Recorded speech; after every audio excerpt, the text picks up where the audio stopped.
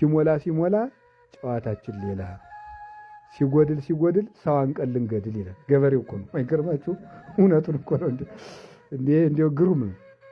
ዘፈን እያስተማርኳቸው አይደለም፣ ግን ገበሬው ሲል ሰምቸው ነው። አዛኝ ታቦት ሲወጣ ሁሉ እነሱ ይዘፍናሉ በዚህ ማለት ነው። በህይወት ግባ በህይወት የሀገራችን ታቦት ይላሉ። እና እኔ ግርም ነው የሚለው ሲሞላ በቃ እንደው እግዚአብሔር ይመስገን እንደው ተመስገን። በአንድ ጊዜ ዘወድቀ ውስተ ኮኩ በአለት ላይ የወደቀ ዘር ነበር። ወበቂሎ ሶበ ሰረቀ ፀሐይ መጽለወ ወየብሰ እስመ አልቦ እመቅ ለመሬቱ።